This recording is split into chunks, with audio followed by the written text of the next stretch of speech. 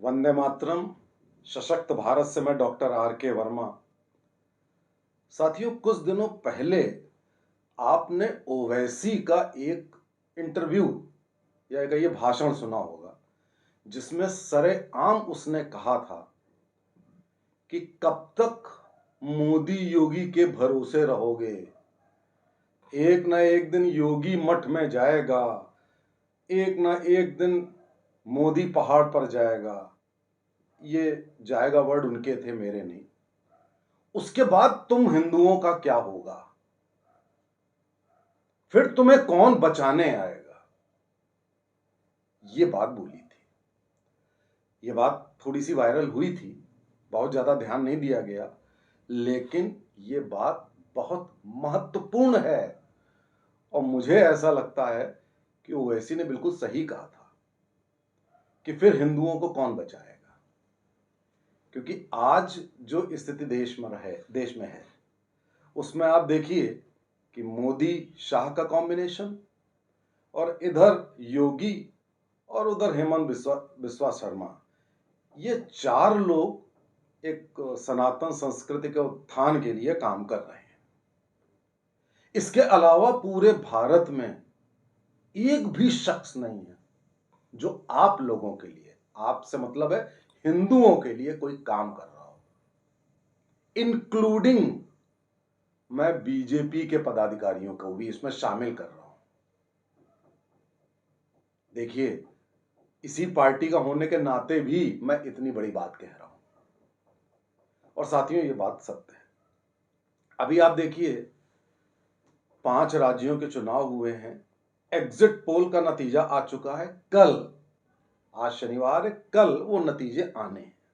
आज मैं बगैर उन नतीजों को देखे हुए ये वीडियो बना रहा हूं कि हम हो सकता है 2 राज्यों में सरकार बना लें, यह भी संभावना है कि 3 में बना लें। लेकिन अगर आप गौर से देखें तो इन 5 राज्यों में हमको बहुत मेहनत करनी पड़ी, आसान नहीं था परिणाम जो भी हो, लेकिन बहुत मेहनत करनी पड़ी मोदी जी। और मोदी जी की लोकप्रियता पर ही हर जगह चुनाव जीते जाते हैं। आपने देखा कि 2017 में उत्तर प्रदेश में जो मैसिव मैंडेट 325 का आया था, किसके दम पर आया था? मोदी जी के। उस समय तो उत्तर प्रदेश में बीजेपी का कोई नेता तक नहीं था। योगी जी उसके बाद आए हैं, जब मुख्यमंत्री बनाए गए हैं, उसके पहले तो कोई नहीं था। तो पूरे देश में यही चीज चल रही है। लेकिन इसका एक नुकसान है कि जब मोदी जी की उम्र 73 साल है और मोदी जी का ही जो फार्मूला 75 साल का था, तो उसमें 2 ही साल बचे हुए हैं। और मैं वीडियो बना चुका हूं कि ये 75 साल वाला फार्मूले से मैं असहमत हूं। अगर आपका शरीर और दिमाग बहुत बढ़िया चल रहा है तो 90 साल भी की उम्र में भी आप फिट हैं, और अगर नहीं चल रहा है तो 50 साल की उम्र में भी आप अनफिट हैं। तो ये एक अंक में बांध देना किसी को, वो ठीक नहीं है। मेरा ये मानना है कि मोदी जी तो 90 साल तक फिट रहेंगे, मेरा ये मानना है। लेकिन कल्पना कीजिए कि मोदी जी मान लीजिए रिटायरमेंट ले लेते हैं, या कुछ ऐसा होता है कि वो राजनीति में थोड़ा सा अलग हो जाते हैं, तो आप सोचिए क्या होगा इस देश का और क्या होगा हिंदू समाज का। तो अब प्रश्न उठता है कि हमने गलतियां क्या की? तो गलतियां तो हम ही कर रहे हैं ना। 2014 से इस देश की जनता हमें मैंडेट दे रही है, आप राज करो। एट द सेम टाइम वो ये भी देख रही है कि आप कोई गलती तो नहीं कर रहे हो। गलती में कौन सी गलती? गलती में यह गलती कि जिस वजह से हम आपको वोट दे रहे हैं उसमें तो कोई गड़बड़ी नहीं हो रही है। अब उसमें एक आधी गड़बड़ियां ये हैं कि हम दूसरी पार्टी से अपराधियों को, कई लोगों को ले लेते हैं। ठीक है, हमको यस मैन मिल जाते हैं, उनका राजनीतिक कैरियर मिल जाता है उनको, हमें यस मैन मिल जाते हैं हाथ खड़ा करने वाले, लेकिन वो पर्याप्त नहीं है। लॉन्ग टर्म में बहुत नुकसान है। हम अपनी लीडरशिप क्रिएट नहीं कर रहे हैं, इसीलिए दिन पर दिन हमको मेहनत ज्यादा करनी पड़ रही है। आप देखिए, राज्य निकल रहे हैं और जो मिल भी रहे हैं वो थोड़ा मुश्किल से मिल रहे हैं। कारण क्या है?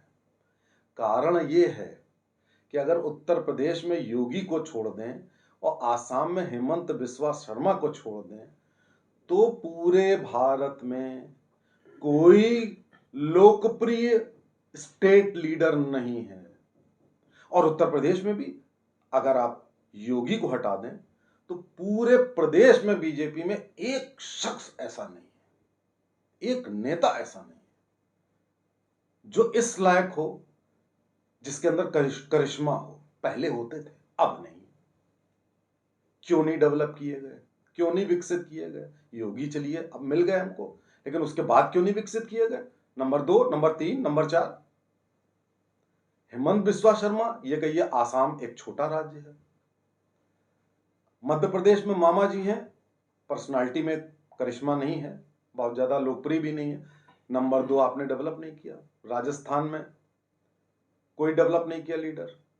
हाँ, तमिलनाडु में आप अन्नामलाई को आप कमान दे रखी है कि वो कुछ डेवलप करें बीजेपी को, ठीक है।